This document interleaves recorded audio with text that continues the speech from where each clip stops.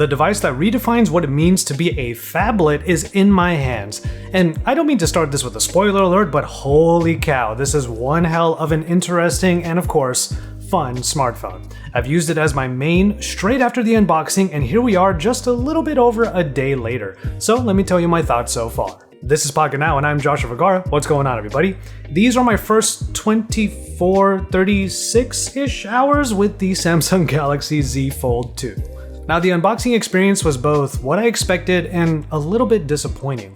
While I can personally understand the omission of headphones now, since I have way too many to count, I was hoping that there would be like a simple case in the box the way that there was in Samsung's last foldable, the Galaxy Z Flip.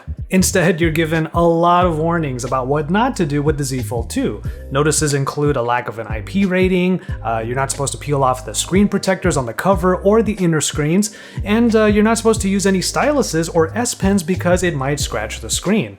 They're not supported anyway. But even if this is $2,000 worth of phone, I couldn't help but feel like the unboxing experience was a bit anemic in terms of included accessories. Now, the phone does start out unfolded, but I had to give it its first fold before actually powering on the device. This is still such an interesting thing to be able to do with a powerful piece of technology. And I actually ended up turning the power on while the phone was closed, which immediately showed the big improvement from the first Galaxy Fold, the bigger outer screen. It literally sprawls the entire length of the cover, providing a much more usable amount of screen compared to before.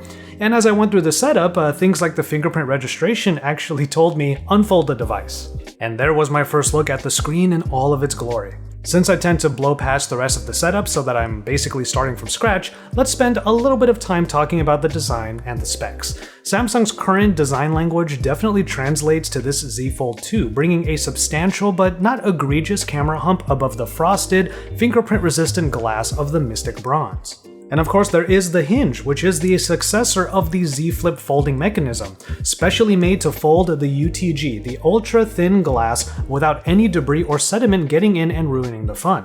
Okay, so you get two screens. The outer cover screen that will likely be there for quick and simple tasks, and then of course this UTG 7.6-inch display that is probably what you'll use as much as possible. It also has the 120Hz adaptive refresh rate that I definitely opted to keep on. And powering all of this is the current high-end spec, the Snapdragon 865 Plus, with 12GB of RAM and 256GB of storage in my model. And finally, there is a 4500 mAh battery that will try to keep up with the multiple screens and keep the fun rolling before requiring a hit of the 25-watt charger or a wireless charging mat. There's just so much that goes into making this phone a reality, so it's no surprise that it's actually quite heavy. The weight allows it to really settle in my grip, and even though it's really thick when it's closed, the outer screen is narrow enough so it's easy to maneuver in one hand. But enough about the outside, let's unfold this thing and start blowing things up. Apps that are being run on the outer screen automatically open up when the phone is opened, and the sheer amount of real estate immediately makes virtually any experience exponentially better. Blowing up YouTube videos is sublime, for example. And if you're ever a stickler for bezel sizes on any smartphone, the fact that so little of it is around the big screen is just icing on the cake.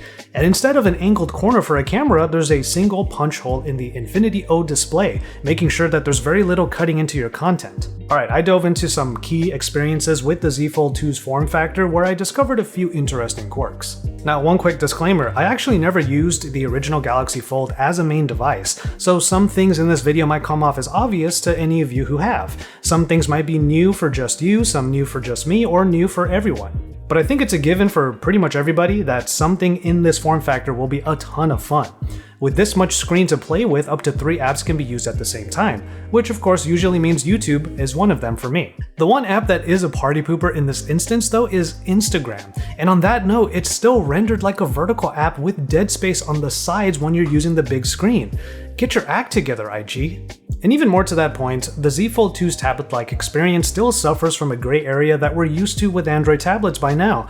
Most apps will just blow up to the size of the screen, rather than having a tablet-adapted edition that can make better use of the space. Now, there is one category of app that really benefits from the large real estate, but I'm going to talk about that more later. I actually scheduled some time at the Huntington Garden so I could put the cameras to work right away. Now, the cameras of the Z Fold 2 aren't groundbreaking aside from the form factor that they're sprinkled on. The main cameras are three 12-megapixel sensors that include an ultra-wide angle and telephoto focal lengths. And this time around, there are two front-facing cameras, one for the outer screen and one for the inner.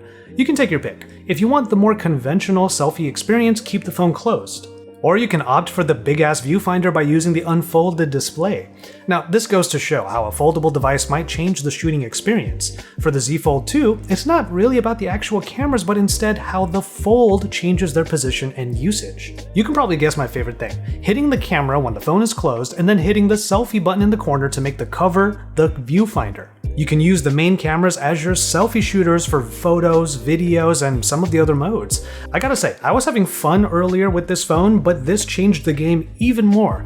Now, the other thing you can do is use the phone's body as a kind of built-in stand. This puts the front-facing cam of the inner display to good use, but of course you can also have the ability to use the flex mode to line up your shot using the rear cameras. You hit that timer, you get in front of the camera, hope that no one steals your $2,000 phone, and voila. The possibilities continue to unfold with every new experience. There's just one thing I kept worrying about. In doing that shot, the outer cover screen had to be the bottom portion, sitting right on the surface that I put it on. Surfaces that could scratch the display. And it's for this reason that it's probably a good thing that the phone comes with screen protectors throughout, and it makes sense that Samsung clearly states to leave them be. Of course, for these same types of shots, you can go for the tent formation, but that didn't come to mind to me at the time. Anyway, the cameras seem to bring that expected Samsung quality, even if the sensors are not getting the same upgrades that other more conventional phones might have. The Ultra treatment, if you will. But I don't doubt that the results are still pretty great. Let us know what you think of these early samples in the comments and look forward to our final thoughts in the final reviews. What I will say is that the phone's unique form factor definitely encouraged me to get creative, and that already makes the Z Fold 2 a memorable device. Okay, so because the phone arrived a bit later in that particular day, and I already planned on taking up the afternoon and evening sharing my unboxing and concerns in a video now live on my channel, by the way, I had sporadic charging times leading up to the first night. It's for that reason that I decided to let the phone rest on a wireless charger, and then let it charge up overnight and see how it will fare in the next full day of work. Now, by this point, one of my concerns with a unique smartphone like this was already being unproven. Unless you've already experienced daily life with a foldable like this, I think it stands to reason that this phone could feel a bit fragile and I'd be more cautious than usual. Situations like the picture-taking experience I mentioned earlier, that's definitely one of the cases. But the rest of the time so far, I felt like the phone was inviting me to just get real handsy with it, keep a firm grip on the narrow body when it's closed, and then get tappy when typing on the split keyboard while it's open. If you're using the outer screen as a viewfinder, well, that'll mean fingers are all over the inner display for a safe grip. Fingerprints might be common no matter what phone you're using, but this phone takes it to a whole different level. The Z Fold 2 really invites you to use every bit of it for full effect, and so far the build quality seems to hold up, so there's no need to be shy, I guess. Alright, so the next day I wanted to see how the battery would fare in a more media-heavy workday. Setting up the screens in a few different ways while making my coffee, I settled on the tent formation, but YouTube's flex mode is good too. The thing is that outer screen is once again on the surface. I got some work and social media work done using the inner screen, which proved awesome for my most common multitasking mode. Picture-in-picture video like YouTube floating over my workspace. And then I finally got into some gaming where I literally got to see more of the game thanks to the bigger screen. I mean, look how much more of the game renders dynamically when you open this phone up. There's definitely more in the vertical sense, and it was cool to see it in Rockman X Dive while having more room for a comfortable 3-finger claw grip in Call of Duty Mobile. Once again, having this much screen is just sublime, and it's the part of the Z Fold 2 I expected to be the highlight. It's just so damn fun. And as I got through some work later in the day with podcasts and YouTube videos constantly playing from the phone, I noticed that the battery life was really holding up, which is a little bit peculiar to me because I'm using every screen as much as I can. The outer screen for simple tasks, the inner screen for media, touch typing, often both. As afternoon turned into evening, I decided to play more games and take some pictures to really get the battery life down. And when it was all said and done, it was like 9:30 p.m., about 12 hours after my day started, and with all of that media consumption on the multiple screens, I got over 7 hours of screen on time. I don't know about you, but I wasn't expecting that, and I'm pleasantly surprised. But of course, that was just the first day and a half-ish, and we'll see how it goes moving forward. And so there you have it, my first day and a bit with the Samsung Galaxy Z Fold 2. I gotta say, having this and using it is already feeling really dope, and I'm definitely having a lot of fun.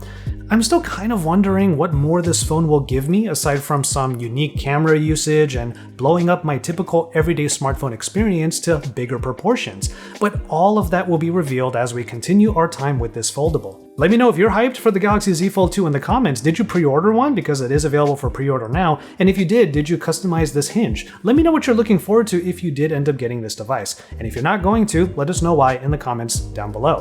At the very least, hit that like button and subscribe to Pocket Now for all of our Z Fold 2 coverage and more videos that come out basically every day. With all that said, I will call it on this one. Thank you so much for watching, and we will see you in our next video.